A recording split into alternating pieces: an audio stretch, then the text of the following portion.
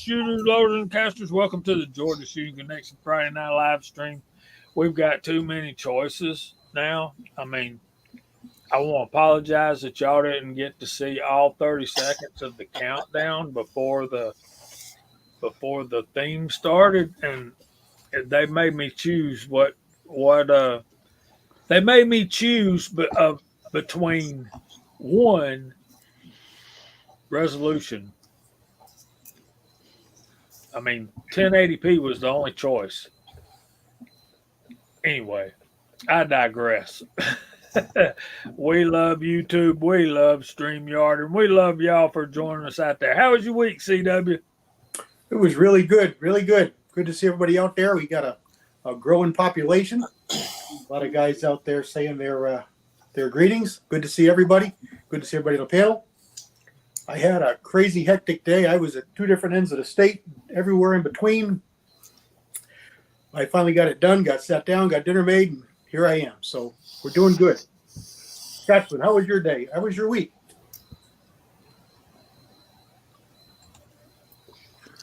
My week was actually a little bit better this week. Good to be here, folks. Good to see everyone up in the side chat and everyone popping in. Always appreciate everyone doing this and supporting this. Yeah, my week was a little bit better. Busy week at work. Steady for sure. Feeling a little bit better this week. Again, just not pushing it. Just slow and easy. Slow and easy wins the race, man. Six, what about you, brother? Hey, everybody. Pretty good week. It wasn't too bad at work. So, other than they're screaming for everything hot, 2 weeks ago, didn't have hardly any work, and now can't get enough of it done for them. So, that's all right. It's the weekend now. So, I'm happy. How about you, Dr. Zink? Dr. Singh says hello to everybody out in the side chat and, of course, the people on the panel. And, I took Wednesday off, went to the range. Rossi's shooting much, much better now, and I got the scope in a much better place. Videos up on my channel. And that's it. That was a good week shooting. Everything worked. And that's about it. It's Friday, time to relax. Amen. What about your week, Gene? How'd you do? My week was pretty good. Work went pretty well. Been working on some 35 Remington brass. I got a nice mail call yesterday, which I'll be putting a video up tomorrow on that. From someone on this panel who was very gracious enough to help me with my 35 Remington loads. And I'm excited. Working on it. Other than that, man, I'm just glad to be here. I got something really interesting to show tonight for What's Hot Pot Got. So I hope everybody's going to be ready for that. And that's it. Walter, how was your week? My week was fantastic. I got to the range a couple times. I finally got my Smith & Wesson Model 648 22 mag revolver back from Smith & Wesson for the second time, and it seems like they finally got it squared away. And so I got that out and shot it, and it actually went through 65 rounds with no hiccups. So I was happy about that. It actually shoots pretty good. And let's see, what else do we do? My two sisters came in from different ends of the state and met up over here on the coast, and got to spend a little time with them on Wednesday it was yesterday, Thursday. What day is it? I'm retired and old. The days go and they're gone. And I got out on one of the kayaks today and got a couple hours worth of exercise on one of the local lakes. And so life has been good for me. Got a couple videos done this week too, on top of all of that. So how about you, Mr. Teach Thomas? What's going on, buddy? Admin treat you okay this week? Yeah, they were okay. It's been a good week. It went really quick, and thank goodness, because, boy, we were under a cloud for the last 8 days. We had a little bit of sunshine last night, and then it was a gray day again today. Hopefully, we're going to get cleared out tomorrow and have, I guess, a little fog in the morning, but sunshine in the afternoon. Same thing on Sunday. it's been tough being in the gray. But went quick. Had a good week with my students. Got some material covered, so I'm happy to be here tonight. I actually feel pretty good. Had a real good dinner, and hopefully I'll be able to stay awake for the evening. Happy to be We here. understand. Thanks for We having understand. me. What about you, Jamie? I used to kind of halfway make fun at old people when they would have coffee after supper, and I understand it totally now. But, yeah, so there's that. One of the things we wanted to talk about tonight is I received an email of inspiration today, and I want to do this. Should I do this right away, or should I give a few more minutes for maybe a few more folks to get in here? We're only at about 35, so we'll probably gain steam here pretty quick. We can continue with how your week went and a little bit more small talk, I think. Well, my week is work has been crazy at where I work, and I've expressed that before. My boss is in my shop helping me, and me and him are getting to be pretty good friends, or at least I think we are. So there's that, and good Christian dude. He was a he was a chaplain's assistant in the Marine, and not the Marines, but in the Navy. So real good understanding of Scripture and all that kind of stuff. We have a fun time talking about stuff like that when we're working. There's our buddy, Senior Master Sergeant Bulldog.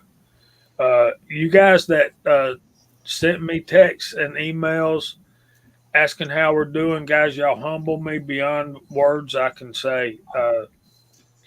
My son was stuck up in a little town called, I forget the name of it. I said it earlier. Dillardville, North Carolina. It's just outside of Cherokee, North Carolina. If y'all know where that is, if you spent much time in the Smoky Mountains. But this is the thing, and we're going. Let me just talk. Let me put this up here. Gene, thanks for that.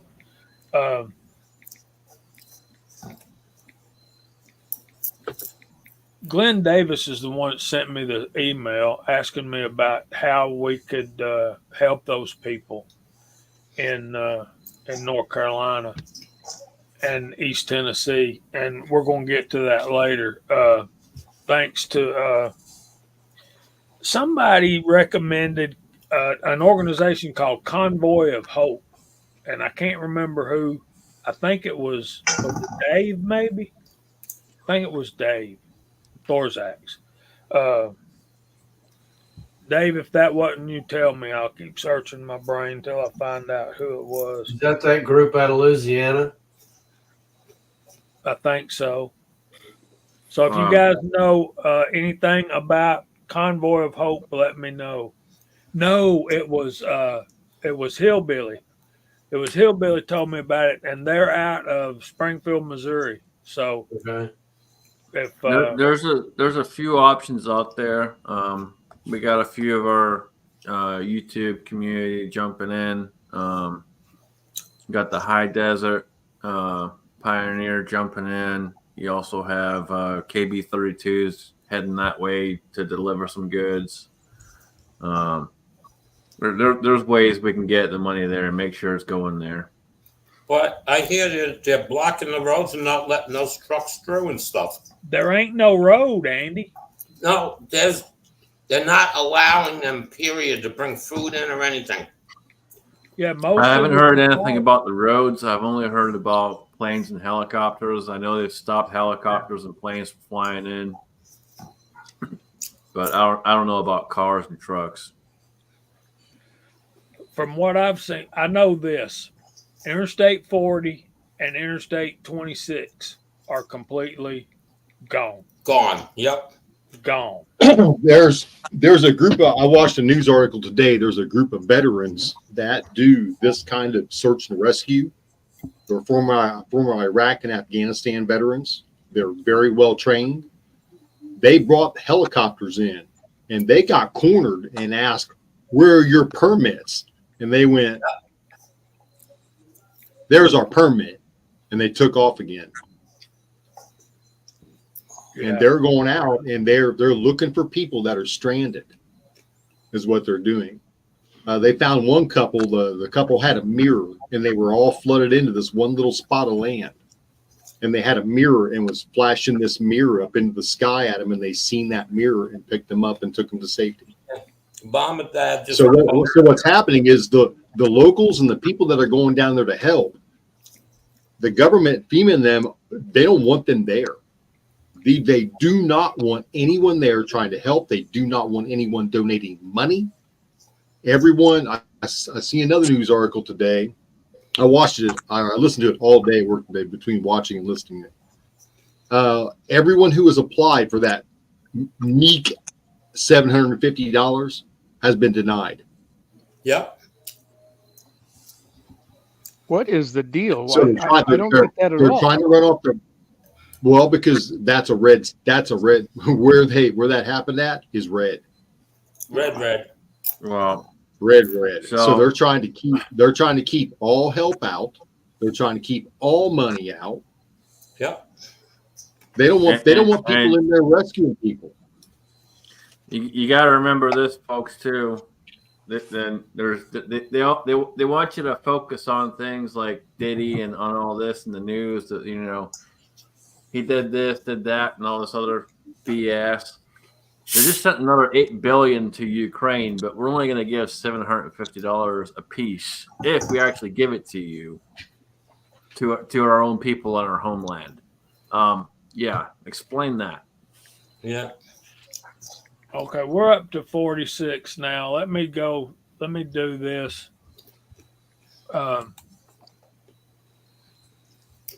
Here's a link. Please don't go right now, y'all. We really need you here. But there's a link, and I should probably post that in the side chat, and I should probably pin it at the top of the.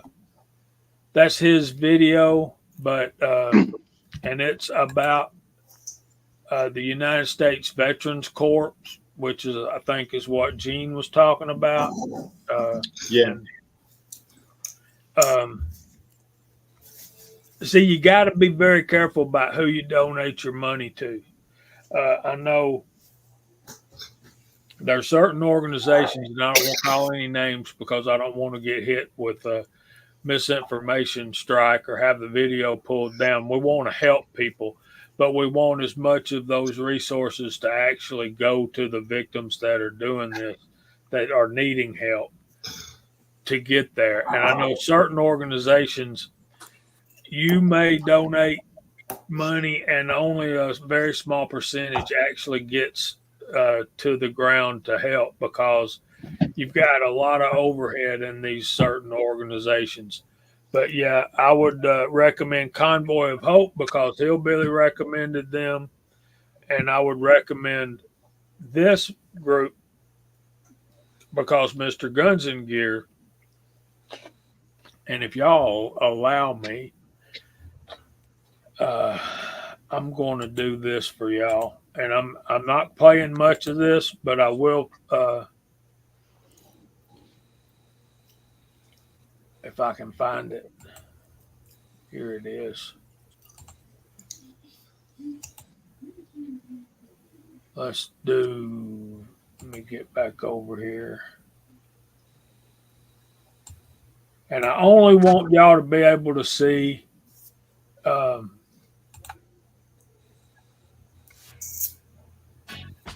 want you to be able to see where to send the money. Welcome back, everyone. I just got back from East Tennessee. We went to a couple places there today, talked to a bunch of people on the ground, and got some real info about what's actually going on there and delivered some much needed supplies.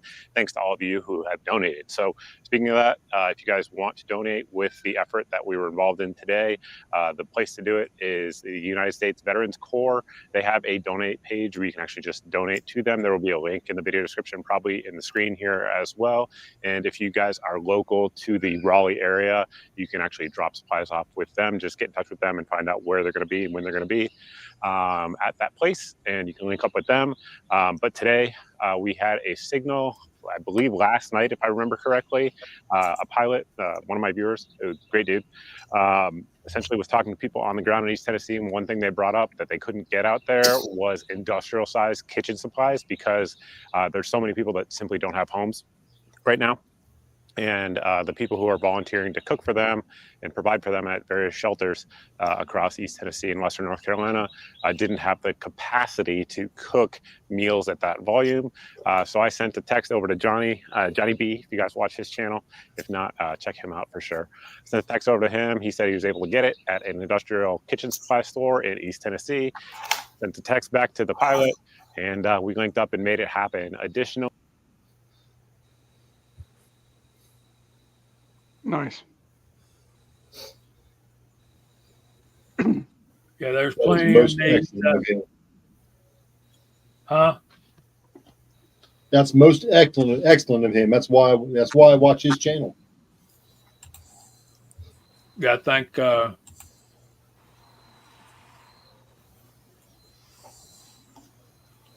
Johnny B.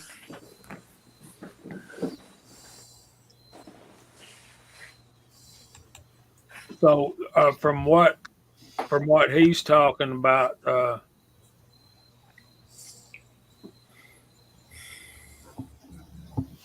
yeah, that's Bama Dad's church. Hey, Dwayne 7834. We're gonna call y'all's names out in a minute. Mock, grandkids gone wild. Is that a new TV show? It ought to be. Mr. Pollard. So Reagan said, when someone says they're from the federal government and are here to help, run as fast as you can the other direction.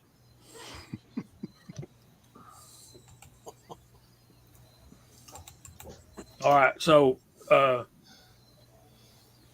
and I will, during the process of the stream tonight, I'll be checking on Convoy of Hope and see what they've got going on there.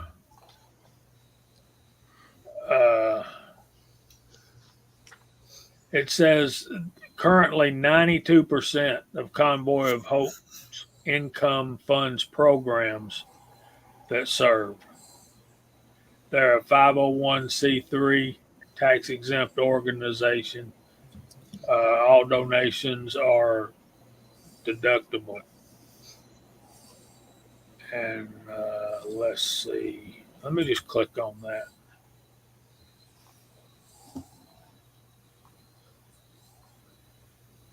So they're global.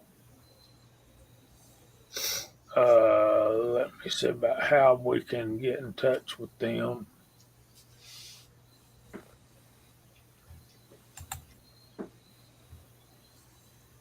They do have a page. If you go down to contact, all the way down at the bottom of their page. Let me just do this.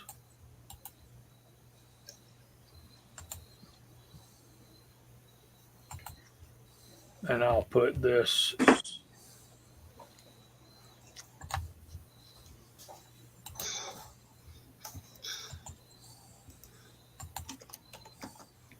There's that. If y'all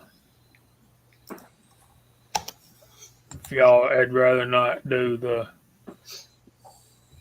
It's very important if you're going to give to these organizations that you do a little bit of research on how they spend their money. One thing to note one thing to note about these organizations is they do have to post and list exactly who gets what and how they distribute. So you can go look that up. Yeah. Even the Veterans Corps thing that Mr. Guns and Gear is talking about, I would highly recommend that you check their financials before you just blindly make a donation. But I think I trust him enough to know that he's already done that. But I don't know that for sure because I have not done my research and my homework. So one of the things we'll talk about after we go through the side chat here in just a few minutes is we want to talk about how would we prepare our firearms, our food stocks as well for an event like that. You know, if you don't live in the floodplain, you don't live in the floodplain. But you know, these people are in the mountains and they don't have no way to go anywhere. And it's not just the people in the mountains, y'all. It's also people down on the coast. They got hammered pretty good. They got, and I think Six and Andy knows pretty well about that kind of stuff. Yep.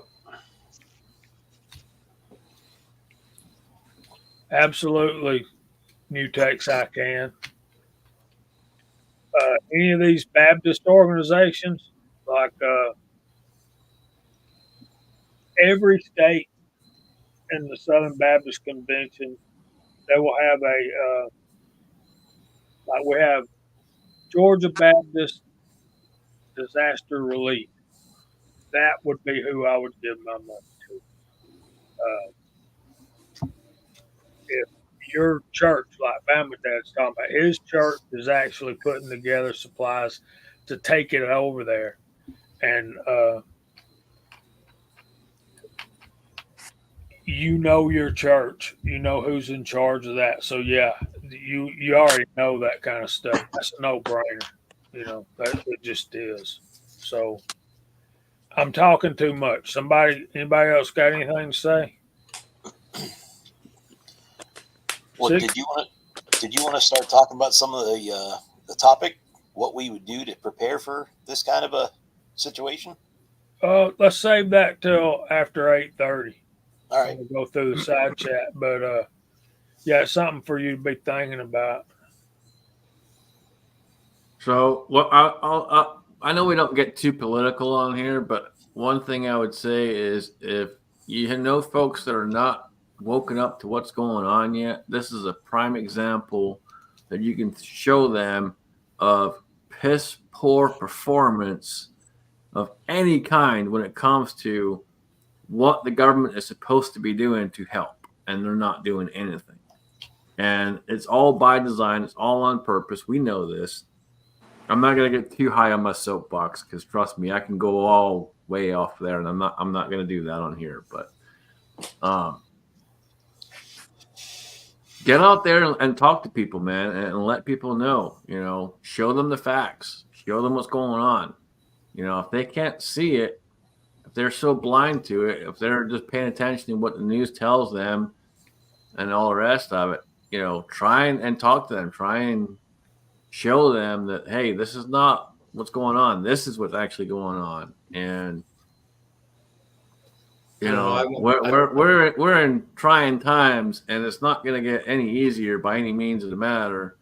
And if they steal this one, we're in for one hell of a road, folks. One hell of a road. My brother and his two sons, they think I'm nuts. They think the other side is the best side. They do so much for us. I says, what? Where do you get your news from? I can't even talk to them about it. I mean, they get all bent out of shape when you're telling them this stuff. Oh, that ain't true. I says, look, you can do your own real research. Don't do it on Google. You know, go to like DuckDuckGo or something like that, and where they're not biasing what you see, And I says, read and learn. I said, I'm not going to have a war with you. You got to do what you want to do. I can't control that, but educate yourself before you put the mark on the paper in November. Guys, we've got to take our country back. That's all there is to it.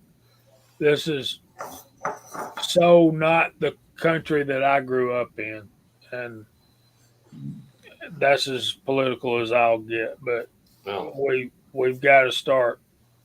We got to start turning. We got to turn it back the other way. We've got to get. We see Floridian down there. He's in southeast Georgia. That'd be around Brunswick area, I'm assuming. Floridian. Garen Wilson's in Indiana. Abigail, I hope you and your family are well. And I'm assuming you're still in the Jacksonville area. So those people need help down there too. Floridian, what I would try my best to encourage you by telling you that,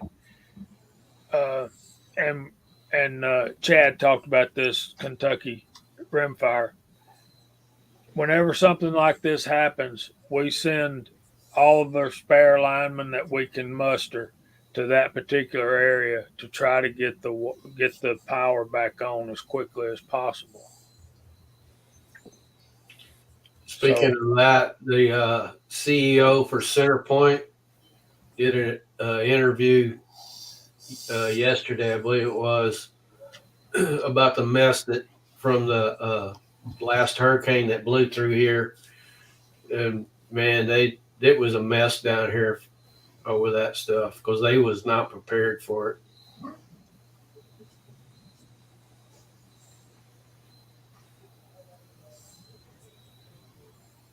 He's caught a lot of backlash from the state over it.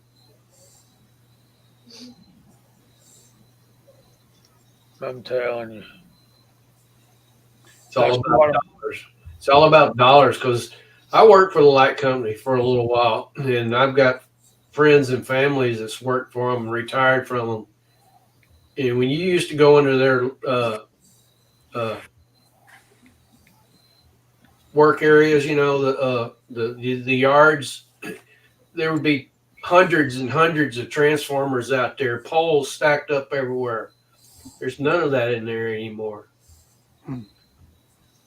They expect when these hurricanes hit that all these people that are coming to help bring stuff with them.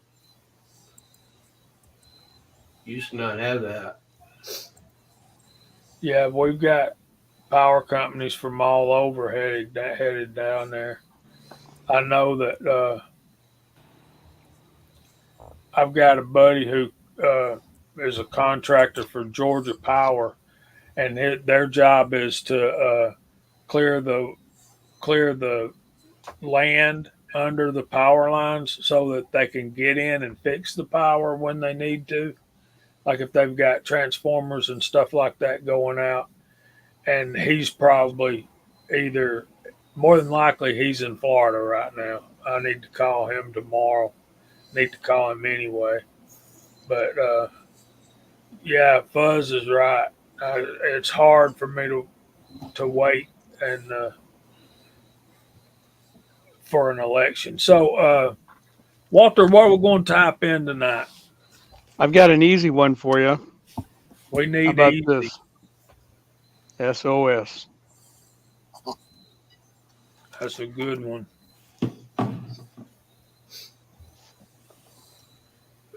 And the help is coming from all over. Tactical FUD said they got some Arkansas crews on the way.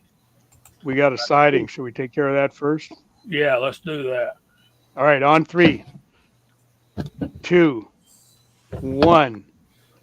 Hey! Mario. West Coast weirdo.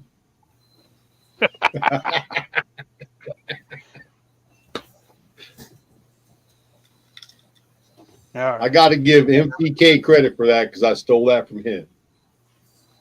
Yeah. Just saying. Part of the deal. Okay. Well, since he's not here, I do it in honor of him. How about that? That sounds good. Good deal. Okay, so Walter was in first because he made it up. So yeah, he gives us unfair advantage on you also. But we're happy to have Walter on the panel and in the side chat. Reloading from the Hot Pot is also on the panel and in the side chat. So is Six Shooter Texan. So is Andy 79Z28. So is CW Long Shot. We got Mario's out there. Hey, Mario. We got Big Al's out there. Tactical Fud. Duffer 426. Fuzz T Fork 8. Reloading from the Hot Pot. We'll put that comment up there. Paul Loud. Bama Dad's out there. Andre D'Angelo. New Tex I Can. Edward Petty. Trees are blowing videos. What's up, my brother Glenn Davis? Thank you for the email. We got Bobby Barlow, Kentucky Rimfire and Hobbies. What's going on, buddy? We got 01 guy, Senior Master Sergeant Bulldog, who's been through probably more hurricanes than any of us. Tim S. Floridians out there. He said they had 80-mile-an-hour winds. There's Garen Wilson, Ron 2A Matters. Mr. Pollard is out there. Tactical Rabbit, Abigail Finnegan, M. Gabriel. The Scottish American is on the panel and the side chat. Fluffy 10mm Jeep Guy, Pistol Pete, M. Gabriel, Floridian, Glenn Davis, Kyle, and I think that's all. Oh, wait, there's Fuzzy Fork. Patna Bunkers out there. Hey, buddy. GGW Outdoors and Tread. What's going on, man? Hasbro, SOS from Perry, Georgia. Be careful down there, buddy. You're getting close to all that damage. We got Dwayne 7834 is out there. Curtis Long is out there. Do we have any more SOSs? I think that's all. Thank you guys for being here, man. Y'all are awesome. So yeah, in case if you missed it, we'll put this banner up here.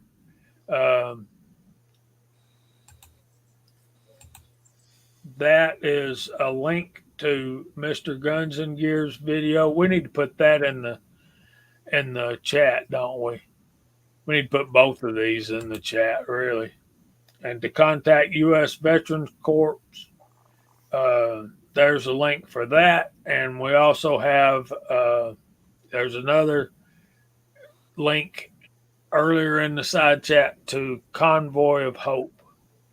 And you could ask them how they are going about helping the hurricane victims.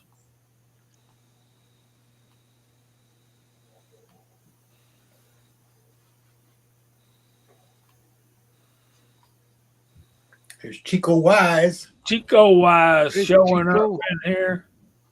Great to see Chico out there. And he's the proud owner of a unshot. I don't know. It might have been shot by now, but he won the Winchester. Mm-hmm. Wow.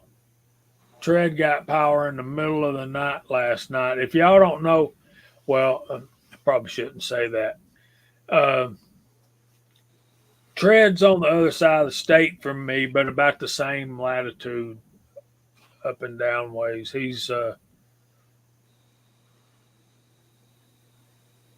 technically in South Carolina.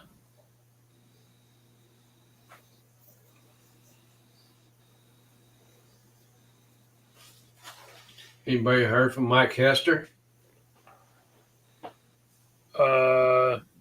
I talked to him earlier in the week, but it's been a few days. He's usually along a little later. I know he's in South Carolina though, ain't he? North Carolina. He's in North Carolina. Okay. Thanks for being here, Chico. Join us if you can, if you want to, buddy. Let's see. Where am I at and what am I doing?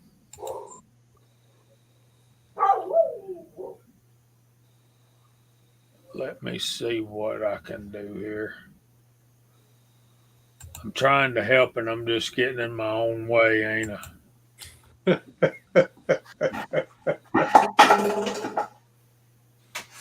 All right, let's do that one again.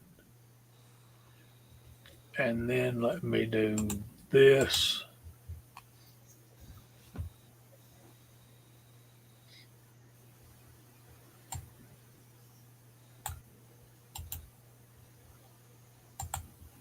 And this. Y'all can talk. Y'all don't listen to me muttering. Go ahead. Papa's Place just jumped on. How you doing, Les? Fred says Mike's okay, so that's good news.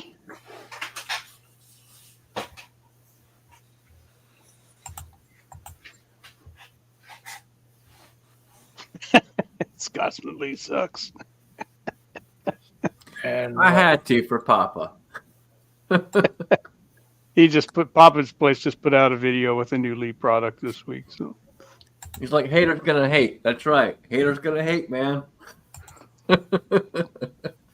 Andy put out one too. I didn't get to see it yet. yep, Andy put out one on the same product.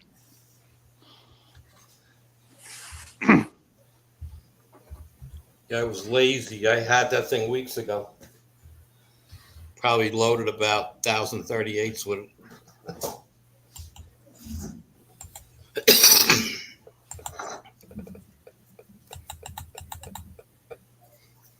look coming in here. They're patting a bunker. Oh, man. Evening, y'all. I know I came in and stunk up the whole place, didn't I? How y'all doing tonight? Something about that campfire smoke, though. That smells okay. Yep. I love it. Just got done cooking off of it just a little bit. Just threw some more wood on there. Got some brats and some hot dogs for the kids, and yeah, they're all inside getting showered up and ready for bed. I So like the fires this time of year. You go out the next day, you take your sweatshirt from the night before, and you get that smell right back in you. Yeah. yep, love it. So anyway, glad to be on tonight. Thanks for having me on. Well, Good to thanks, see you, man. Good to see you. Look at that puppy dog. Ain't him sweet? Come here, baby. Woof, woof, woof. What are we doing, sweetie? Oh, you want me to toss that? Oh, okay. Hold on. I don't hear yours, Jamie. Are they being quiet? Being good? Or Yeah, are they asleep? they're outside right now. Oh. Ellie's over here. She's out. She's got the doggy twitches. Ready? Go get it. There's Mr. Kyle Lusk. Yeah, it is. Hey, Mr. Lusk. Okay, so now we got. Now that I've drug my feet, we've got. How would you go about preparing your food and your firearms for such a disaster? Who wants to go first? Well, I'll go first because mine's going to be different from a lot of you folks on the East Coast. We've got two threats here, and none of them have anything to do with being wet. We're not going to have hurricanes. We're not going to have storms. We're not going to have floods. What we are likely to have statewide are earthquakes, as most of you know. And I live pretty close to the San Andreas Fault, one of the biggest faults in the country, actually. And that thing is moving and shaking pretty much all the time. There's little, shakers here and there all up and down that fault, which is normally a good thing to relieve that tension. But if a big earthquake of magnitude 6 or greater hits, it's likely to affect a relatively small geographic area. And by small, I'm talking about Los Angeles County, which is not really small. I mean, Los Angeles County is bigger than some states on the East Coast, and a good shaker could bring that town to its knees. Same thing in San Francisco, which has happened before up there, or over on the Sacramento, California area. But it's not one that would affect the entire state. We would still have power plants and so forth that would be generating power, but there could still easily be hundreds of thousands of people with their houses down around their ears and without power and water. But it would not be statewide. So that preparing for something like that when you have no advance notice, you got a hurricane coming, you got some advance notice, and it might be several days where you can either get out of Dodge or get stocked up and get battened down. We don't get that with a hurricane. It's going to happen. There are little notification things that you might get 10 seconds before it hits, but that's about as good as it's going to get. So you got to be ready for something like that. And I could have that happen here, although it's not likely to be as devastating as it would be 100 miles east of me where that fault line goes. So what do we do? Not a whole lot you can do here. I have a go bag ready that's got cash in it, and a couple changes of clothes, and an extra batteries and stuff for my cell phone, and that's about it. I keep extra water on hand, but if my house comes down around my ears, having all the extra food and water and firearms and all that kind of stuff handy isn't going to do me any good, because it's going to happen in 30 seconds. So you got to have something that you can get out of the house. You ain't getting back in once that goes down, if you can get out of your home. So it's a little bit different, trying to plan for that. In California, we can't get away with, really leaving a firearm, by the bedside all the time, unless you're right there with it. Particularly in my little community here, in my condo village, we got kids running around. I can't leave a firearm out ever. It's got to be locked up. So, again, having food and so forth, you can have it handy, you can have it stored in your garage, but in the case of an earthquake, you're not likely to be able to get to it. So it's probably not going to do you any good. You're better off having a grab bag of, some extra chonies and some cash and get out the door as fast as you can while the shaking is still going on. The other thing that I have close by, and there's little we can do about this either, is one of the very few nuclear power plants is about 50 miles that away from me. And my county and the county, San Luis Obispo County, in which that power plant resides, have warning systems. They have big sirens posted on poles all over the counties, and they test those periodically. They call it a growl test. But if those horns go off, nobody knows what to do. Nobody knows where to go. There's no good place to go. You can, if they have a leak there, or if an earthquake cracks the containment buildings and wipes out one of the reactors and stuff goes into the air, c'est la vie. Not much we're going to do about that. They're just, you can't get away from it fast enough because it's carried as an aerosol. So again, those situations, not much I can do about any one of those other than have a bag full of stuff that'll get me out of the house and enough cash and, so forth to get me somewhere else if I can. Kind of wish I was still flying and had an airplane, but I don't. San Andreas is one of the big ones that everybody knows about because California gets all those earthquakes, but it's certainly not the biggest. We got a little one over here called the Lieutenant. You have the Lieutenant, and it runs from New York to Alabama. Mm-hmm. So it's got a little bit of real estate on it. Yeah. And there's about 4 or 5 more that are pretty good size. Now, luckily for us, none of them are really active. But if they ever turned it, boy, it could be really bad. Yeah, and we keep finding more and more across the country. They're there. They, like you said, They don't make a whole lot of racket. San Andreas is bumping and shaking all the time. Yeah, it's an active one. Yeah, It's an active one. And when we do get them over here, they're small. They're So, so if the fault cracks, you're east of the fault, so that part of California is going into the ocean. I'm west of the fault. I'm going with it. I'm going right into the and it's been trying. That's what Baja California is all about. It's been ripping away from North America all these, eons. It If it weren't really for the wants San to Andreas, be. it wouldn't be there. Yeah. It really wants to be an island, doesn't it? Yeah.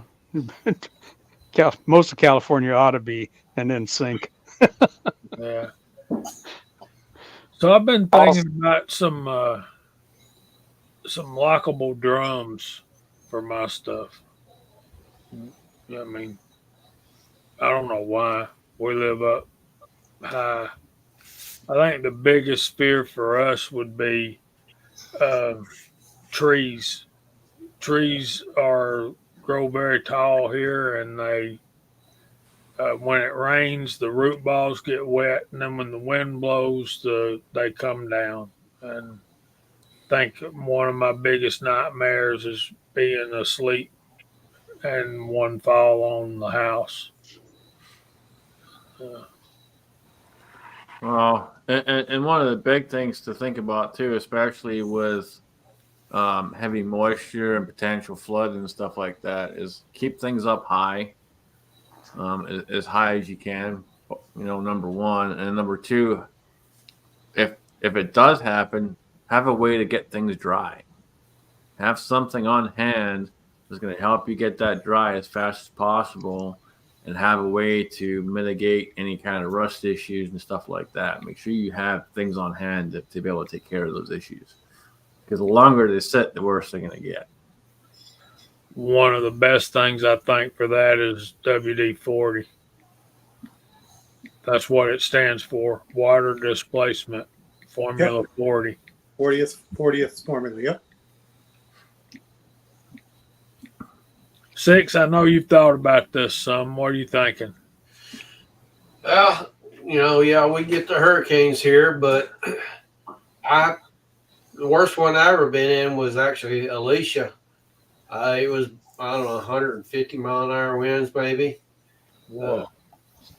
Lose a lot of power, lose trees. Hopefully none of them hit your house, but you really, there's nothing you can do. I mean, you can, it's coming. If you want to, you can head up and get out, but where are you going to go? Because just like these people in South Carolina and stuff, like they didn't think that thing would come up that far, and the videos I've been seeing of those people, they didn't have time. They were sitting there and they were videoing and they go, listen. And the next thing you know, you see this big wall of water just rush by them. They didn't have time to get prepared for anything. So, and it happened early too. Yeah. Well, and even if you say you did leave, what are you walking back into? Yeah. You're not getting back in, because they're not letting you back in. Things like that. The last one, big flood one we had was I think it was Harvey, where it flooded out large areas. But I'm north of Harris County, which contains Houston. When I cross the county line going into Harris County, that's where what they call the Katy Prairie starts. It's flat that way. I'm into the hilly part. So when I was driving around finding a piece of property to buy to build me a house on, every time we was headed downhill, I told the wife we're going the wrong direction. Go back. And so far, our street has never flooded in any of this, so I'm lucky there. The only thing I got to worry about is if one of these pines around me fall, because I didn't get them all cleared out far enough away from the house. So, and that's an excellent point. You want to be up high, and it sucks, unfortunately, because we never know exactly where these are going to hit and how they're going to hit. But No, you always hope that you're on the clean side of one of them, but it just makes it bad for the other people to the east of you. Like the last one, the burl that came through here, the eye passed right over me, and it was minimal, but you go 10 miles east of me and they was getting hammered over there. right, and sometimes you just don't know exactly, and that's the thing of it. So like we had a storm here, it's probably about a month ago, Gene, somewhere around there. Month, 5 weeks, somewhere around there, somewhere in that range. About a month ago. And in the woods behind me, 50, 60 yards behind me, there's a whole bunch of trees down inside the woods, but all the trees surrounding it are all still standing. So something happened inside there, but no one saw anything, no one heard anything, and just magically all the trees down inside the woods are down. Probably a tornado come in there. Yep. Probably something that touched down and went right back up. Yep. Either a tornado or a microburst or a downdraft. I've seen downdrafts around here wipe out whole grove. It's nasty. When we lived back in town, we went to church over in the Crosby area, and one day it was around lunchtime or so, and my father-in-law was a janitor of the church. He just finished cleaning up and went home, and a tornado came through there, and you could see a path it took out. One of our buildings that we held Sunday school in and stuff, it was basically looked like a square brick building, pretty good size, maybe more rectangle than square, but the bricks just literally blew out and the roof fell straight down. Wow. Yeah, it was bad. We lost the whole church. We had to rebuild the whole church. Yeah, and that was no warning. That was just out of nowhere. It came up. Anyway, go ahead. No, go ahead, Pat. You're good. Oh, I was going to say, I got to get going here pretty soon. I've been called out. But anyway, I was going to throw my 2 cents on this. Yeah, our biggest thing around here is floods and tornadoes. And kind of what I've done, I don't always come out of my bunker. But when I do, I go prepared. Anyway, 55-gallon drums that I have custom made, where the tops come off and I can seal them with special clamps. And if I think I have to leave for whatever reason and I can't get out, can't take everything with me, I've got specially made 55-gallon drums that I can throw ammo and everything in, and they're perfectly sealed. And I can just throw ammo, guns, everything, lock them up, and I can walk away. Because obviously I've got too much that I can throw in the back end of a pickup, or, the important stuff like the wife, the kids, grab the food and stuff like that. All of our important papers in our fire safe. Oh yeah, and we have prairie fires that can get really bad out here, and almost took the house one time. But yeah, those are 3 big ones out here. Even today, everybody's thinking, well, prairie fires. Well, we've had some really bad ones, especially in the last 2-3 years, especially this last year, where that relative humidity goes down and we haven't had rain for 2-3 weeks. And all of a sudden somebody's out burning off leaves or whatever. and all of a sudden you can't get enough fire departments on it to head it off. And we've had people lose their home, lose all their livestock because they're out there in the pasture and they couldn't get to them in time to get them moved to a different pasture. And the carnage that a fire can put down on, and some of those animals that are left behind that are still alive, that you just wish that they had passed. Oh man, it just that's one of the most that'll make a livestock man cry.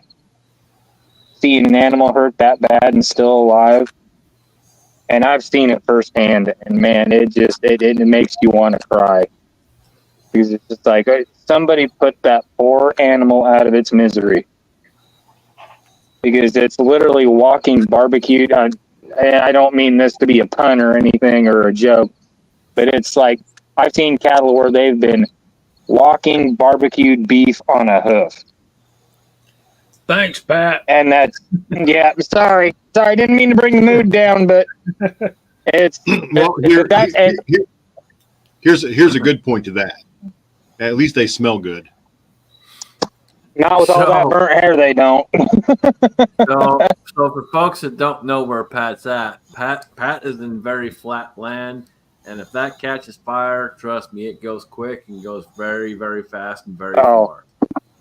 The last wild, I've driven through that area, and it is horrible to drive through. There is nothing there, and it is literally doing everything you can to stay awake because it is. You were on the interstate, weren't you? Oh, dude, yeah, I was on the interstate, and it was the most boring drive I've ever had in my life. Through Kansas, Nebraska, and all that, it is the most boring drive you will ever have in your whole entire life. Now, you get on the byways and stuff where I live, there's a lot of hill country, but once you get up out of the river bottoms and stuff, it gets flat really quick. And, oh, man. Dude, I think, I don't remember exactly how many hours, because it's been quite a few years now, but I'm going to say it's probably at least between 6 and 8 hours of driving straight, just nothing but flat land. And it was just insane. Yeah, I-80 sucks all the way through Nebraska. It does, because there's nothing to look at. See, that's part of the problem in a disaster like that is there's nothing to break the wind up. And when you get a fire going and that wind's whipping across those plains, it's just pushing it here, there, and everywhere. Mm-hmm. So, yeah, because the last one that we had last year, knock on wood, we haven't had any bad ones this year, but the one last year during harvest, somebody's combine caught on fire. And they clocked that prairie fire at 45 miles an hour. Now, you tell me how you're going to get ahead of that. You're not. Oh, but yeah, that's on the flooding. That's how I prepare prairie fires. Usually we have enough lead time, unless it's like starts right on top of your property. Tornadoes, you're kind of effed.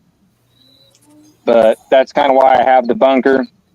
That's why some things down in the bunker are reinforced.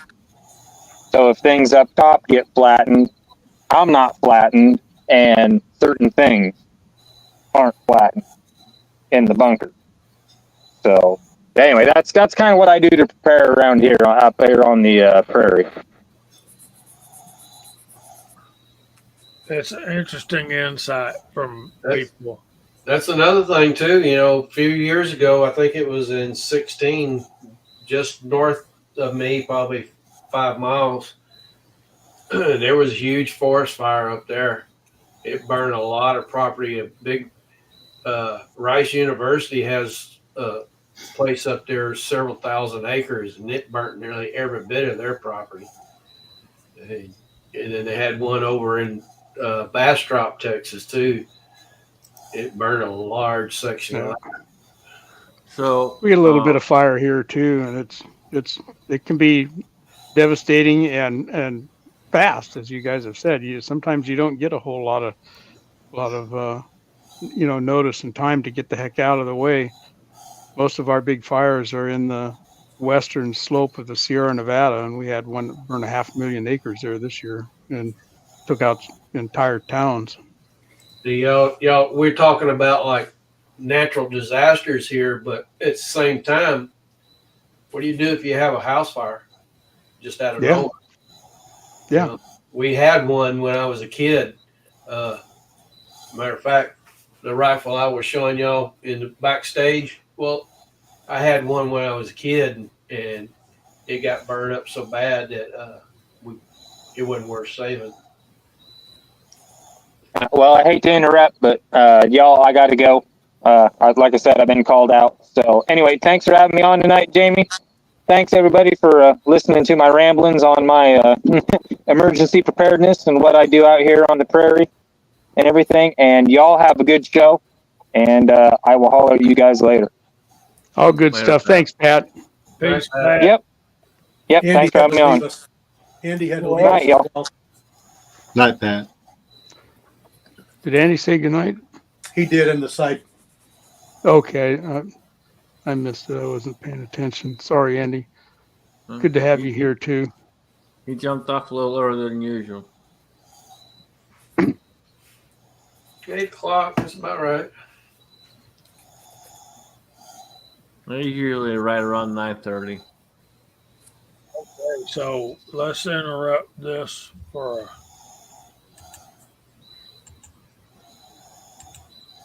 Scheduled broadcast. regular schedule. You just got to do things in order. That's what I'm learning. All right, there's that. Then we need to do this. Then we need to do this. This. Are you ready, Gene? Yep, let's do it. Bring it on. It's time for What's Hot Pot Got.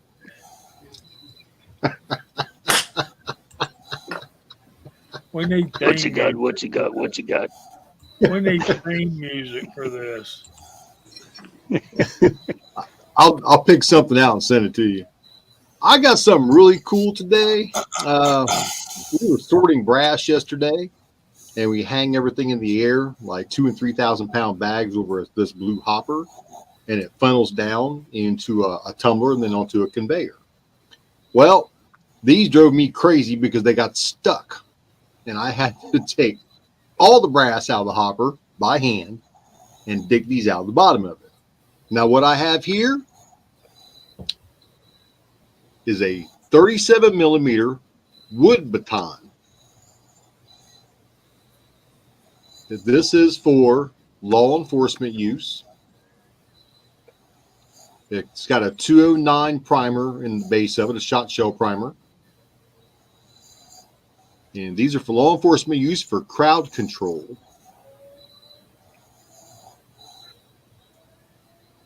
As you see, this one's already spent. But we get all the brass from one of our local police departments and all the lead and everything. And every once in a while, we get something cool like this in with it. So what this is this is actually made by Defense Technology. And it's a 37 millimeter multiple wood baton, has evolved from the Defense Technology design of the 20W. It is a 37 millimeter by 8-inch casing that contains 5 wood, rubber, or foam projectiles and utilizes black powder as its propellant. The 37 millimeter multiple wood baton round is mostly widely used as a crowd management tool by law enforcement and corrections. This round is most suitable at medium to extended ranges of fire, approximately 40 to 75 feet. This wood baton round has a velocity of approximately 280 FPS or 85 mile per hour. And it fires all 5 at once. It is a special looking pistol that does this pistol shotgun style, but it's really, really cool. I don't know what I'm gonna do with this thing. I got to find something cool to do with it because I got 2 of them. Isn't that just neato? Make you a cigar humidor out of it. Yeah. What are you talking about there, is? Oh. This is the thing. That looks like it would be incredibly quick and easy to reload, except for the resizing die. Well, you don't have to resize these. And there is information about how to reload these, but because it is intended for law enforcement, it requires a special permit to be in possession of a loaded one. So if you got caught with a bunch of these loaded, ookie day. But if it's what hits the fan and it's splattering, who cares at that point? Talking about getting But can you imagine five chunks of wood or a bunch of rubber balls coming out of that at 85 miles an hour at you? Look for it on the Kentucky Ballistics video coming soon.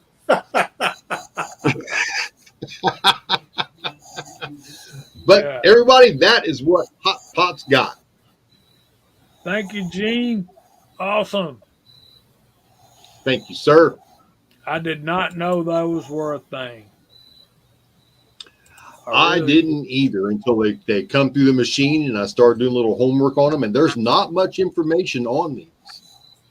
The information is very scarce. I mean, from repeated sources, they mimic the same thing over and over.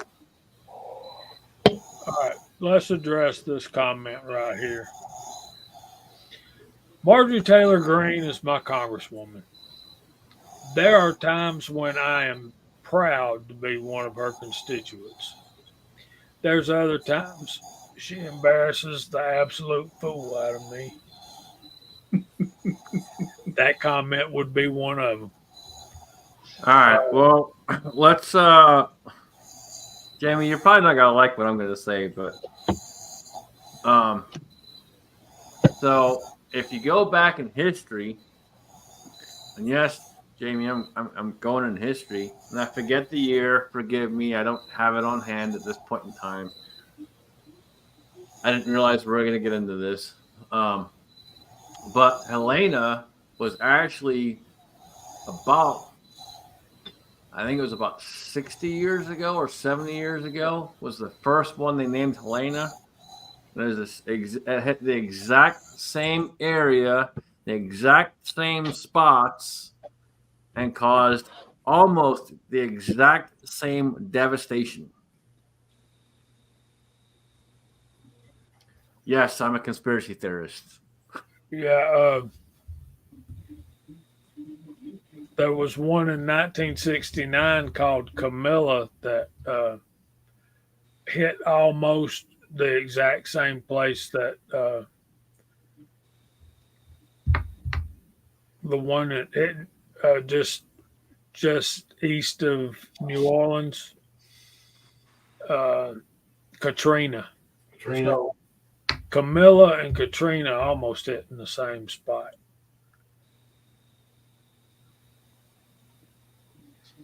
I don't even know how many hurricanes I've been through. I know, right? Fuzz said she's not wrong. Okay. I've seen some videos this week about that where they were talking about using piezo buzzer type things or something. It's basically doing sound waves that can manipulate the weather. So here's the thing. Most folks don't really pay attention to it, but Fuzz has one of them out there, which is HARP. HARP is out in the middle of the ocean, and HARP manipulates a lot of different things considering the weather. And on top of that, you have chemtrails like crazy throughout the skies. And you guys can look it up and say I'm wrong if you want to, but trust me, if you actually pay attention and do your research, you'll understand that chemtrails are a real thing and that chemtrails do modify the weather.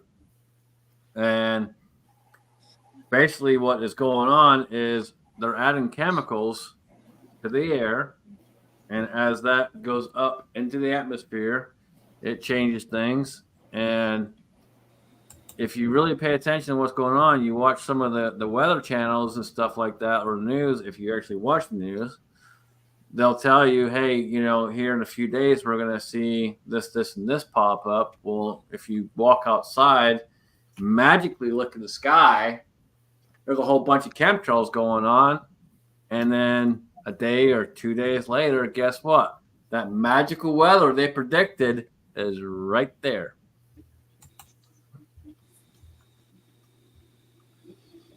There you go. So Chico knows about it too. I've heard so much weird stuff lately. Anyway, I'm you know, I wish it wasn't a thing, but it is a thing because it literally happens constantly. We see it constantly.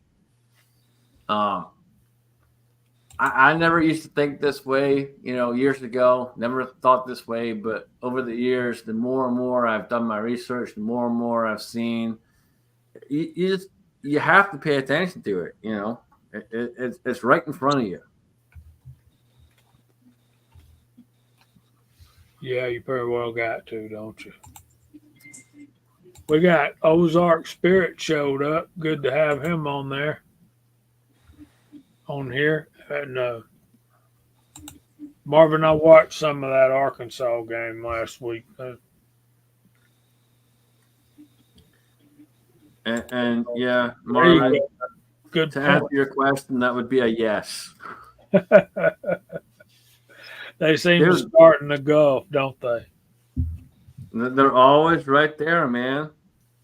It's and the thing of it is they always want to blame climate change. Climate change is not a real thing. This is the thing about that, and then we're going to move on. That stuff starts in the Gulf, and we when to me when they start hollering about climate change, what they're saying is it's your fault. So it's my fault that we have storms. It is our fault. Here's the thing of it. How long has this Earth been around? You know, how many thousands, billions of years supposedly it's been here? And you're going to tell me that climate change in the last 50, 60 years is causing everything to magically die off? Yeah, okay. Hurricanes have been hitting the Texas coast for hundreds of years, so nothing's changed there. There's that. So, CW, I know you live fairly close to water, and I know typically hurricanes don't make it that far north, but they do, and they have, and they will. So, anything on your mind we need to talk about tonight? No, we do see them, and we've seen a couple of pretty bad ones, but not horrific. Every year we talk about them. Every year we have the hurricane season, and you know they come up, and we have the potential. We have a lot of little micro ones that pop up and just aggravate the hell out of things, and you know kill power and knock down trees. But generally speaking, we've only had a few in memorable history that really knocked the state for a loop, thankfully. When you have them coming, do you take certain precautions or? Not much more than, making sure that like I do every year, and make sure the generator's running, and make sure I've got fuel and those kind of things, fuel in the gas cans. That's about all you can do. Get extra water, the Fill stores the have red bathtubs up water. with we fill the bathtubs up with water. Yeah. Have a bunch of gallon containers of water, stuff like that. If I can run a generator, I can run my water well, though. So I was gonna say one thing that wasn't brought up was having a generator, having some kind of battery power source, having a power source if you have to leave the house. Have various ways to maintain forms of communication to get to people so you can get out of danger.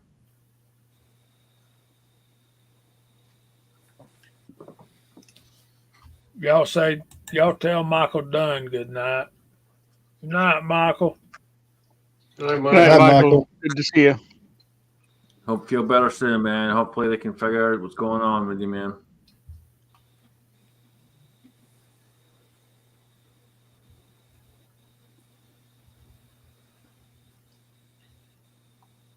Yeah. I told y'all need to watch out for that Paul Lloyd dude. Loud guy. He'll crack you up. And he will. Sometimes I think I'm not smart enough to get some of y'all's humor. Look, Paul, here's the thing, man. We all know Epstein met with the Clintons, and then magically, there you go.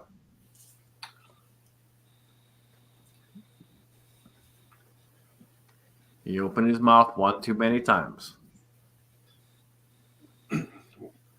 there's a big mess going on with this P. Diddy thing, too. It's just a giant distraction. Yeah, but they're saying a lot of these people have left the country when he got arrested. Yeah. Good night, Tactical Rabbit. Have a good weekend, buddy. But that's something else we don't need to talk about. So, Well, and again, unfortunately, it's you got to look at things that go on. So magically that happens, then magically there's attacks going on overseas, then magically we have a major storm over here, and so on and so forth.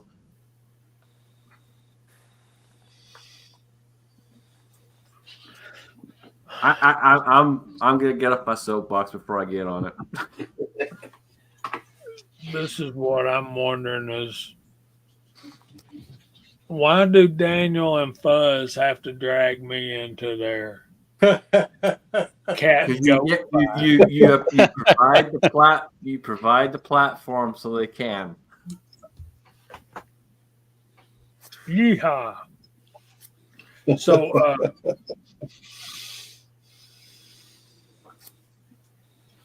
Gene, You gotta remember, Daniel doesn't know how to see primers properly. None of his primers are flat. We've played poker. We know this.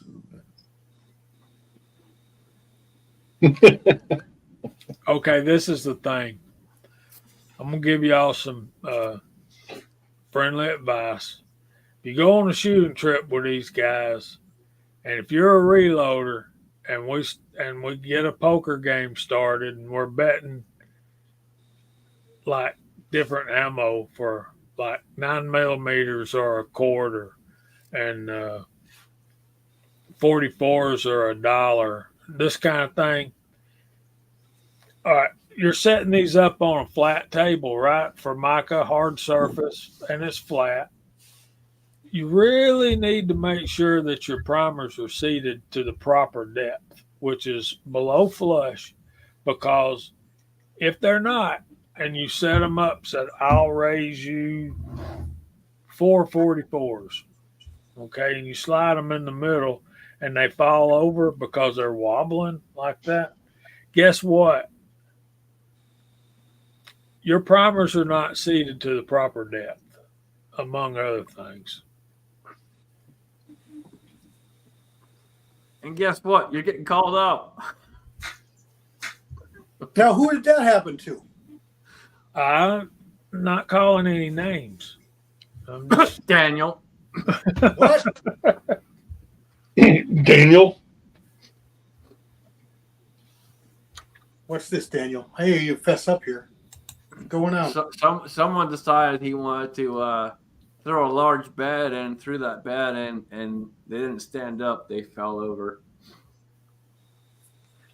And immediately, it wasn't even 2 seconds. Immediately, Jamie calls him out.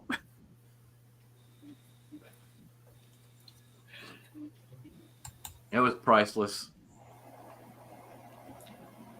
yeah.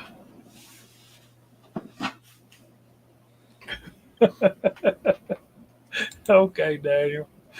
One time.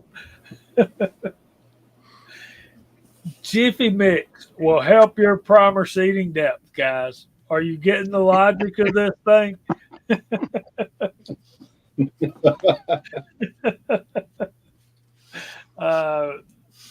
I digress.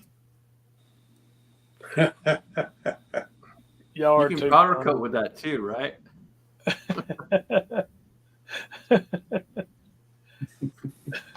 I heard it works really good for polishing brass, but you have to put a lot of new finish in it first. Don't do that.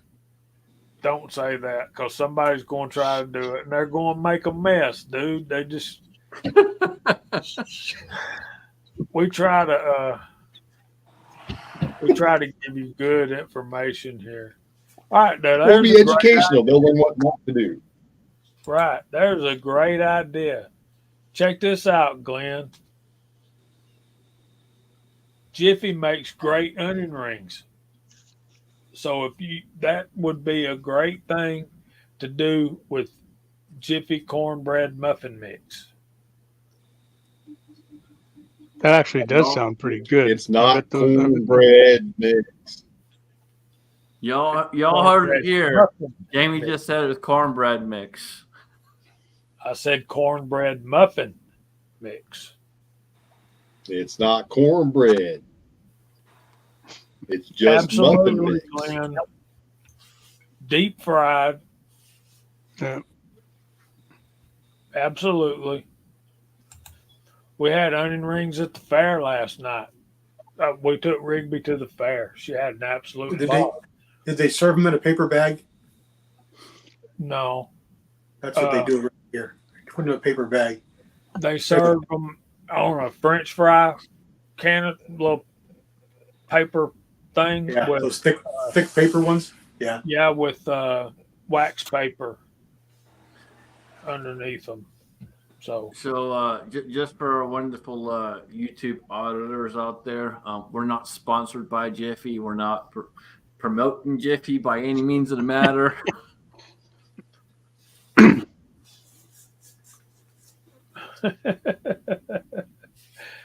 Yeah, Daniel.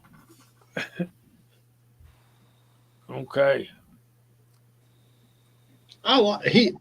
Fuzzy says don't vacuum the primers you spilled on the floor. Why not?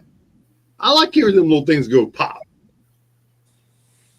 You know, it's really fun though. I'll be running the primer machine at work, and you load like 3,000 to 4,000 primers in the hopper at a time in the little vibrating bowl. Every once in a while, one will spit out of there, and you'll look, but you don't ever see it because there's so much other stuff on the floor. Then you grab one of the barrels you grab one of the barrels on the rollers that you've been dumping all the loaded brass into as you're pushing it out, and you run over them while you're going through them. Pow, pow, pow, pow. Steel wheel my boss, he's running out the office going, what's going on? Run over primers. It's cool. There's a man after my own heart, Glenn Davis, right there. You mean Jiffy peanut butter? Okay. And yeah, Glenn, you can ask Ozark Spirit. I am almost positive that Jiffy peanut butter would be really good battered and deep fried. Think about it. Nothing peanut butter is good. Oh, Jiffy Oh, peanut butter yes. rules the roost.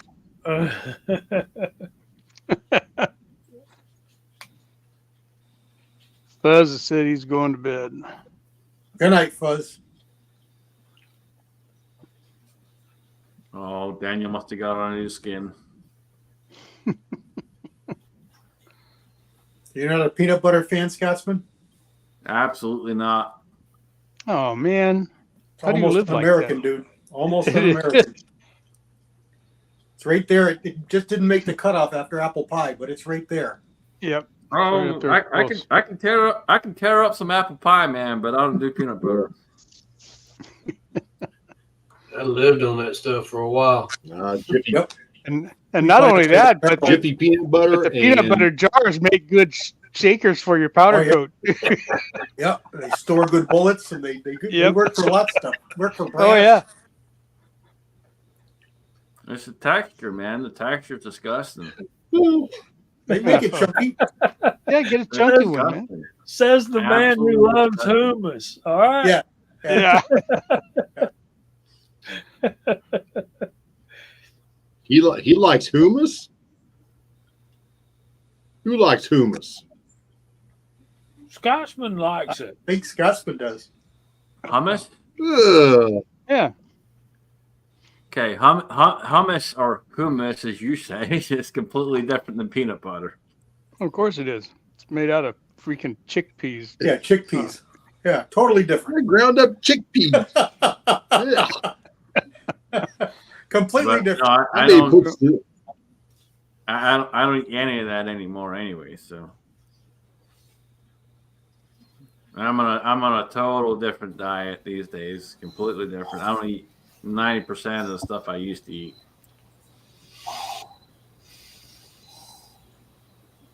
So yeah, I'm just saying that the texture seems similar to me. Mark Thomas, do you have anything to say about being prepared for storms and floods and wildfires and hurricanes and all that kind of stuff? Yeah, I'll apologize. I had to stick away for a little bit, but I'm going to back up the Scotsman. I do like hummus. I don't know. I've never tried it. Well, it's an acquired taste, but it's got a lot of garlic. And those chickpeas, they're very much like peanut butter. They're very smooth. It's good protein. And, getting prepped for an emergency, that's a tough call. Having stuff, packed away. I do have some water in, gallon jugs. They're down there in the pantry down below in the basement. We got some beans. Got some canned goods, and of course I have my couple of pew-pews stored away. I've always really wanted to have some like PVC pipe sealed tubes, not necessarily to bury, but just things would be good airtight. I'm very near the Susquehanna River, and if a flood come up to here, we're in a real bad shape. So I'm pretty high up, but if that would happen, and in a bad situation like we've got down south after that hurricane, it sure would be nice to have some things packed away, airtight, not to rust.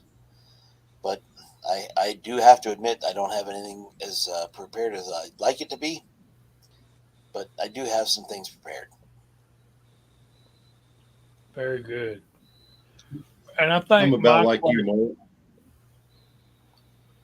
I think my question becomes: are our gun safes waterproof? No. I didn't think so.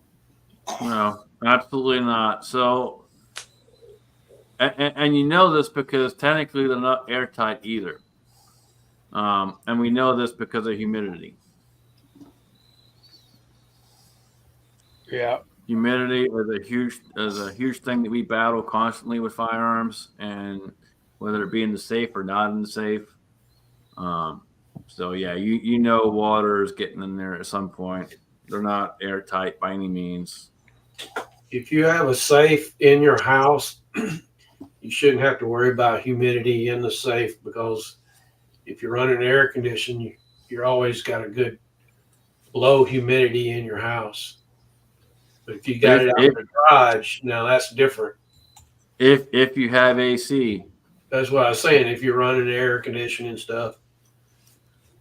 Yeah, like I live in an old house. There's no AC in this house. The humidity in this place is through the roof. And see, down here we run the air conditioning probably 9 months out of the year. So yeah, it can get in the high 80s in here some days. It can get pretty crazy in humidity. Yeah. And mine has a hole in it for put electricity into it. The new one that I just bought. I don't know if I mentioned that to anybody or not, but yeah, I bought me a new safe a couple months ago.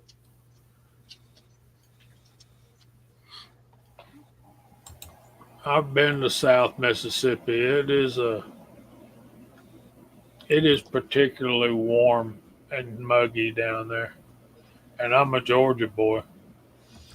So we got Garage Guy 879.2. Did you lose something there, buddy? Yeah. We need to talk, man. Give me a call, Garage Guy. Okay, it's time for our verse of the week. And by special request, I think this is fairly self-explanatory. Proverbs 28.5. Evil men do not understand justice, but those who seek the Lord understand all. Better is the poor who walks in his integrity than one perverse in his ways, though he be rich.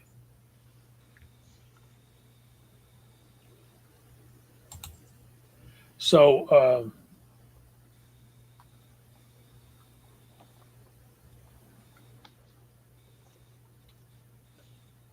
evil men don't understand justice because they understand their own ways and their own wants. Um, they don't understand how the principles of justice apply to them. One of the commentators named Poole says, because their minds are naturally blind and are further blinded by their own prejudices and passions, and by the God of this world who rules in and over them. So if you're living by the God and of this world, who is the enemy, um, yeah, you're going to be blinded by what real justice is. Um, but those who seek the Lord understand all. The godly understanding of justice and much more. They seek the Lord, they fear the Lord, and have his wisdom. Many things dark to human reason are simplified by humility, and that is bridges. And then we'll get to verse 6. There are worse things than poverty, and to be a wicked man or woman who does not live in integrity is worse. Uh, this is an encouragement to the poor who often are despised. I'd rather be where I'm at than be a rich person who has to stoop to unscrupulous methods to acquire his wealth. Um,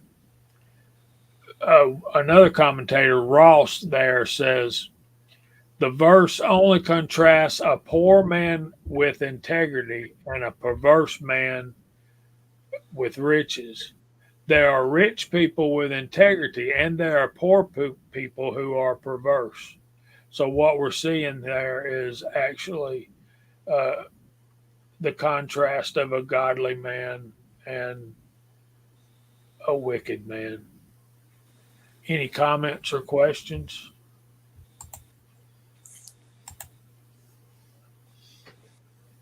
That sums up what's happening right now to me in this world.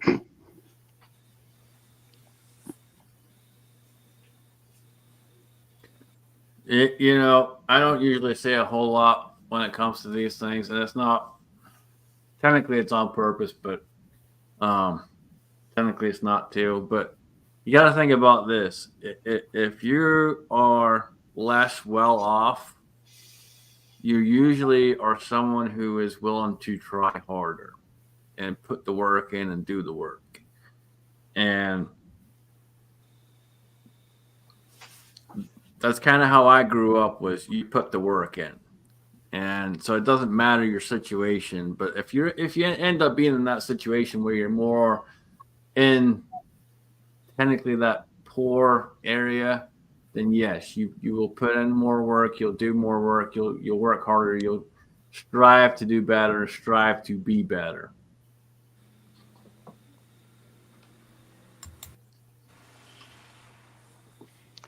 There's a lot with that one too that's sort of ancillary in what we're saying here. It's not just all about your faith, but we use the same logic about just being happy with yourself.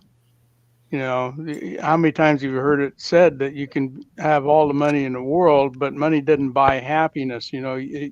If you're a poor man and you're happy and you're faithful and you play by the rules that the Bible's laid down for you, you're going to be happy even though you don't have a whole lot of money. On the other hand, if you got all the money in the world, that's not necessarily going to make you a happy man, and it's not going to guarantee you much of anything in the future either, if you know what I'm saying. So it takes more than money to walk the walk. I can hear my grandmother saying something just like that, Ozark. That's yeah. I've heard that too. Yep. You go back in history and look at some of the greatest minds that we've had in history.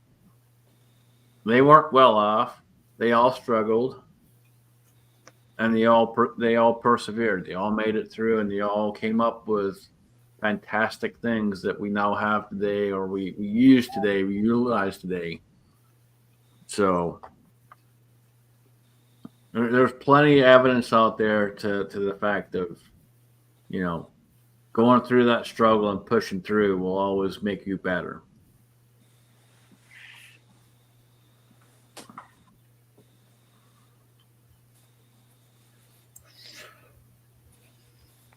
Well, evil men do not understand justice, but those who seek the Lord understand all. And the Bible tells us all you got to do is, if you don't have wisdom, you don't have understanding, pray and the Lord will grant it to you.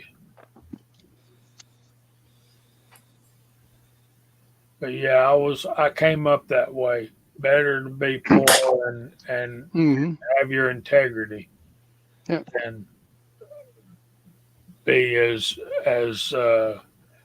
Thorzak's put it, a liar, stealer, and a cheater, and be rich and well off.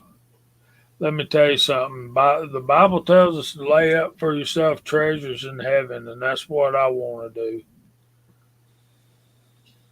Look at some of the stuff we still have going on today. There's still people asking for reparations. Reparations for what? Was it you? No. Was it your ancestors? Yeah.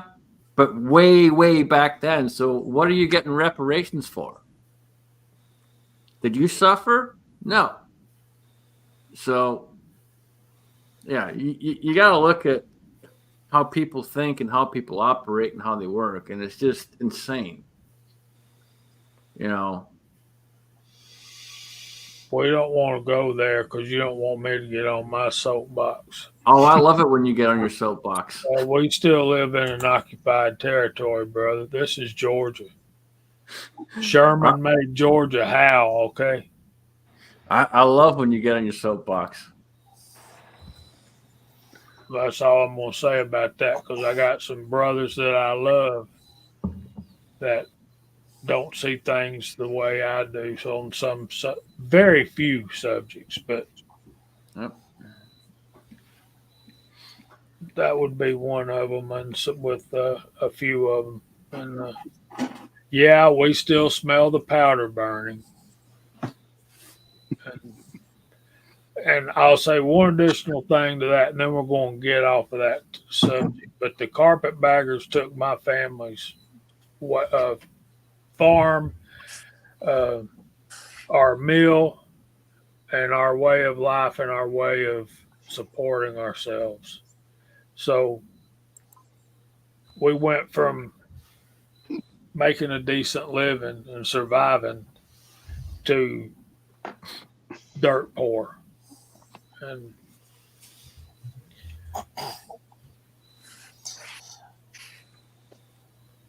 that damn war curse us all.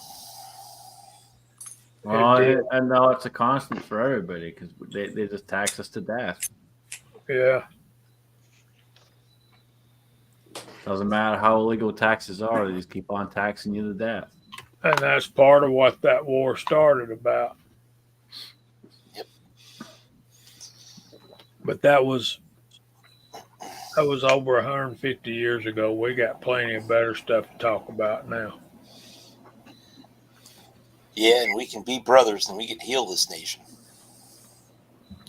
Well, that's what we were talking about earlier, Mark. We got to start healing. We got to start taking our country back, and we got to start getting back to those fundamental principles that our nation was founded on.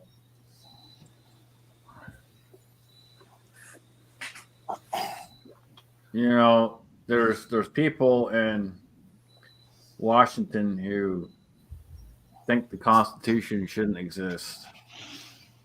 And there's quite a few of them, unfortunately. And guess what? They swore an oath to that Constitution, but they won't honor it.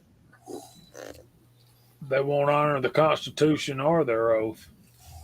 No, they won't. It's all for the self-preservation, self-goals, and for the goal of a one-world organization, government, however you want to call it. That's what they want, and we know it. We've seen multiple evidence out there, constantly left, right, and center about it.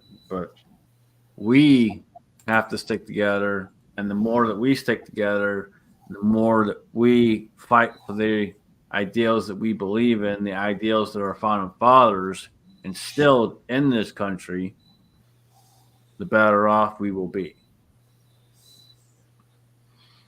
Are we going to agree on absolutely everything? No, of course not. It's never going to happen. But the majority of the stuff we agree on.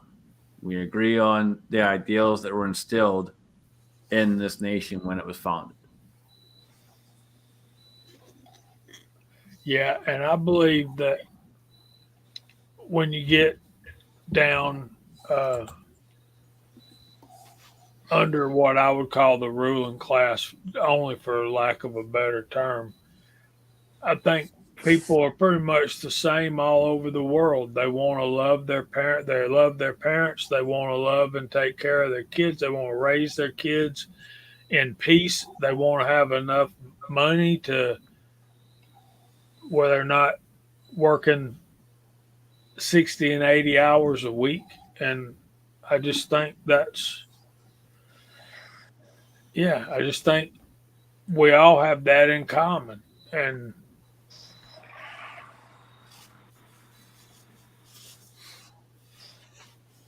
that's it, man. People just want the best for their families. They want the best for themselves to be able to grow and do what they want to do in life, and instead of being controlled and being told what you can and can't have and being taxed to death. Yeah.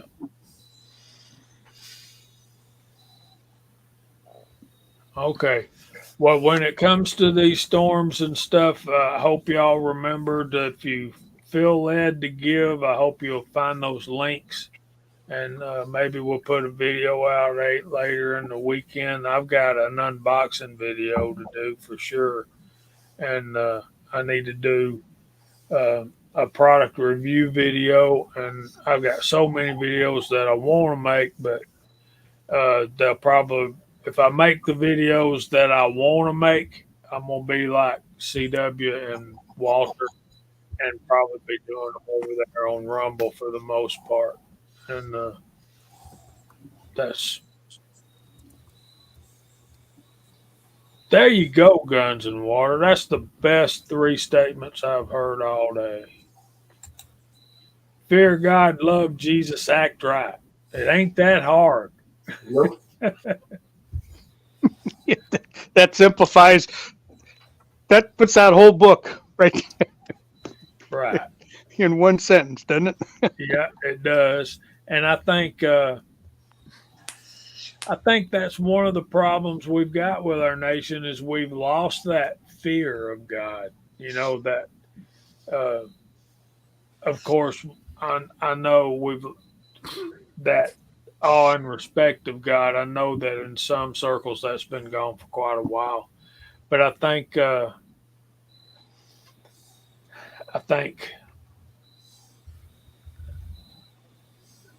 well one verse that pops into my mind is there's a um, how does it say, Walter? It is a fearful thing to fall into the hand of an angry God, fall into judgment. Fall into judgment. Yeah. Yeah. So we've lost that fear, and Well, the thing of it is when you have leadership trying to erase God from the Constitution, God from anything to do with anything that is involved as far as what you're saying an oath to or this, that, the other, they're trying to remove it from everything. That's an issue. You're supposed to have freedom of religion, but they want to remove it. yeah,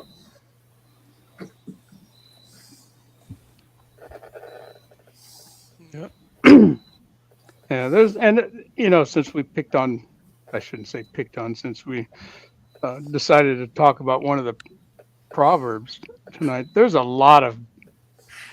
a lot of good stuff to read in the Proverbs. Sure You know, enough and is. and it's not all about being faithful to the Lord necessarily. The whole book of Proverbs is like a collective library of the total wisdom of the Israelites, and a lot of times the whole thing is attributed to Solomon, but I'm not sure that, from what I've read, that anybody's really sure that he wrote all of that stuff. But it can be really interesting reading to just kind of sit there and go through stuff every once in a while. Be thumbing through there and find something like, what the heck is that doing? Who wrote that piece? There's and why is it even in here? It seems cause they kind of jump around a little bit. There's one that sticks out. No, never mind. I was going to say one that I thought was kind of funny, but it's not really all that funny.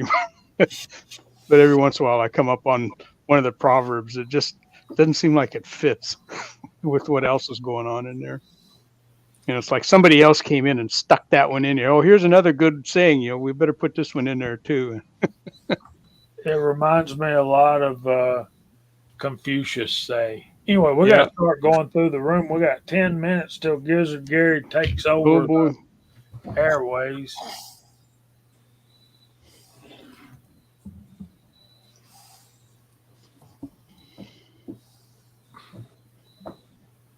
Yeah, we did a whole series on that, Hasbro.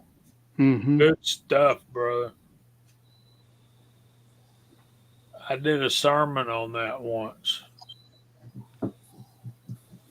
Y'all pray for those people. Hillbilly's not here tonight. He usually goes first. Hillbilly's daughter and son-in-law his son-in-law is active military, and he is being deployed, I guess would be the word, if you can call this deployed, but they are being stationed in Hawaii for 4 years. things Wow. are tough all over, right? Yeah. So they've got they let him know it was coming, but then earlier this week they told him you got 10 days and Oh boy. you have to report to Hawaii in 10 days. So I think over the weekend they'll be catching a plane to LA, which will in turn give them get them a flight to Hawaii, and they'll be out there. So we're missing Hillbilly tonight. Hillbilly, if you're listening or if you get to see this, we love you and we miss you when you ain't here, brother. And we feel for you because his two youngest granddaughters are going to be in Hawaii for 4 years. So he's Oh, it'll be not tough. real happy about that. So I would ask for prayers for Hillbilly's daughter and son-in-law as they are stationed in Hawaii. Mark, you want to go first? I sure can. What you got coming up this week? I have nothing coming up. I'm just trying to get through my life. And we get school in full session. We're just plugging right along 5 days a week. And my son is finishing up his cross country season. So they've got another 1 or 2 meets, a makeup for when they missed last week for the rain. And just praying for everybody down south. Just keep on doing what you're doing. Keep on keeping on. So, love everybody. Thanks for having me. Been a great evening. So, let's take it up there to 6. All right. Yeah, I ain't got much going on either this week. We're going to do some work for the range this weekend, tomorrow, to get it ready for our big annual meet in 1st of November. Other than that, I got nothing planned. Friday, I'm taking a vacation day. Next Friday, me and the wife's going to go to Round Top. If you don't know what Round Top is, it's a town over west from here. When you get off of Highway 290, it goes straight south about 20 miles, and it's nothing but antiques. They do it twice a year. And that's our annual trek down there, and see if we can find some neat stuff. I've been picking up a lot of old powder cans and stuff like that. So that's all I've got. How about you, Gene?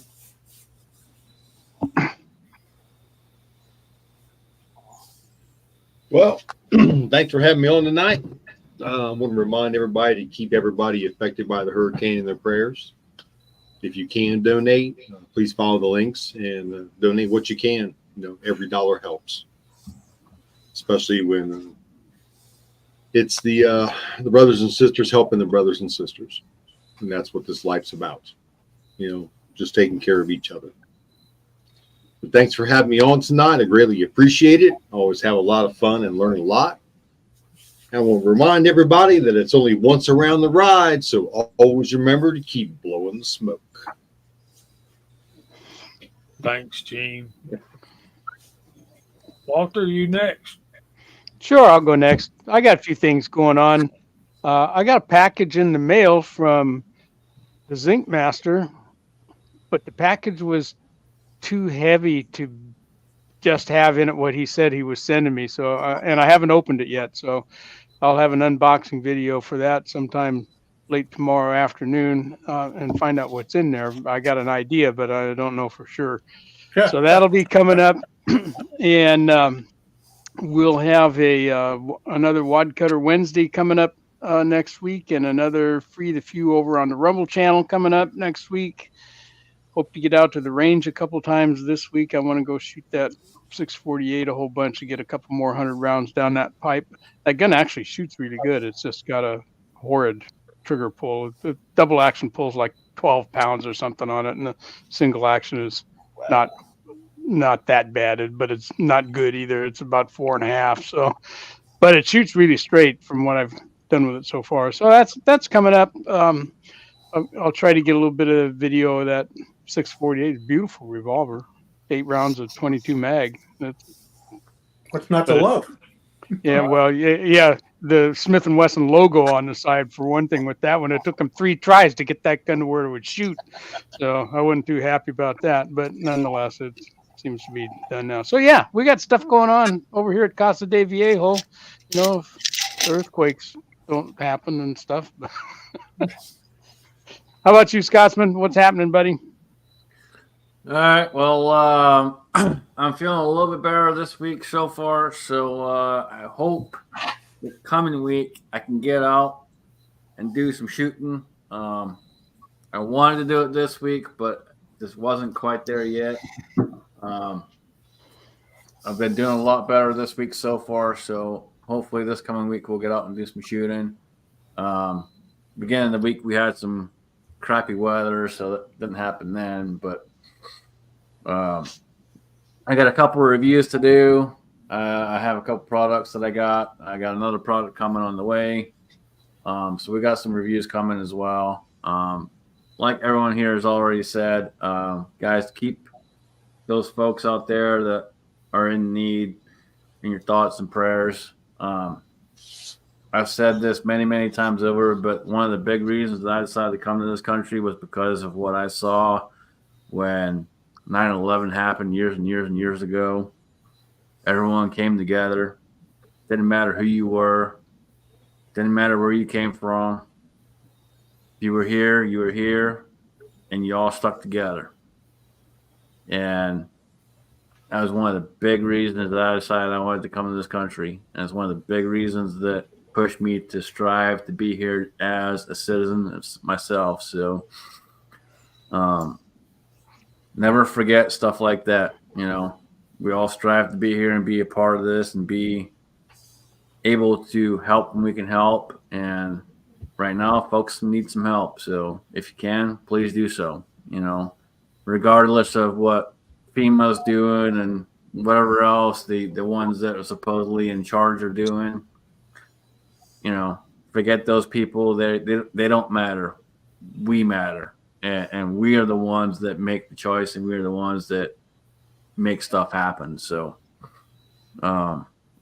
if you can, get out there and make it happen, guys. Trust me, the folks out there who are suffering will appreciate it more than you know. And it doesn't even have to be a lot. It could be as simple as $1. It could be as simple as you send a pack of water or something simple like that. It doesn't matter what it is. Trust me, it'll be appreciated. Jamie threw out a whole bunch of links earlier, and there were some other links thrown out there as well by some of the other folks up in the side chat. You know, jump over and hit those if you can. And again, help if you can. Always appreciate being here. You know, it's Friday night, great time. And thanks, everybody. Appreciate y'all. CW, what you got, brother?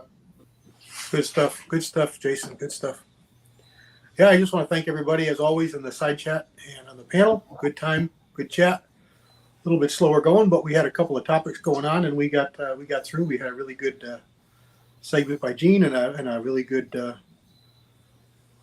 words of God at the end. So good time. I've got a bunch of videos I dropped because I was in jail, and I just dropped all the videos that would have played while I was in all at once. So I don't know how many it was, but it was quite a few.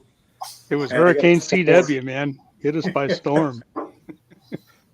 For those of you who may have not seen it, Hasbro has released a new challenge, and he's called Me Out and Hillbilly Out. Hillbilly's had a chance to respond, and he's got a video shooting the challenge. It's called the Hammer Time Challenge, and it's multifaceted, so it's going to be pretty good stuff. You'll see some videos coming out from Hasbro, from Hillbilly, and hopefully soon from myself, as soon as I can get out and start shooting them. And then he's going to release it for everybody. So another challenge, another fun stuff. And it's not just rimfire this time. He's actually starting it out with 300 blackout, 300 hammer. He's got a PCC segment, and then you can shoot one with a rimfire. So it's going to be fun stuff. I got a couple of different videos coming up. I actually have a 300 hammer video dropping on Monday, and a couple other things. I got one dropping on Sunday, and I'm gonna have a couple other ones along the way. As we've said a couple times tonight. There's Julio. A couple times tonight. Most of us here on the channel have Rumble channels, so look us up over on Rumble. Never know what happens, and if we disappear, you'll know you can find us over on Rumble. So with that, thanks everyone for being here. Jamie, what do you got? What's going on? I want to do an unboxing video. I got these Zokim. Is that the right way you say it, Gene? Zokim? Chamber plugs, chamber flags? No, I've got. They've sent me some dye lock rings, and they're pretty cool. They're very much like the Forsters. So we'll do a video on that and yeah, cool. check those out. See if they're worth buying, and they seem really cool to me. But anyway, I appreciate all y'all watching. I want to take a special second to thank you guys on the panel for being here tonight, for all you do for the chat, and we love each and every one of you. And you guys on the panel, same goes for y'all. Anytime you got an idea about a topic or whatever, just shoot us an email. Anybody on the panel, shoot us an email and share it. We'll do a little bit of research and we'll get that up there. I hope y'all that you will prayerfully consider helping those that are in need right now, and just let the Lord lead you on that. And with that being said, I reckon we're about done. We hope the Lord blesses you all real good, and if He's willing, we'll see y'all next Friday night at 8 o'clock.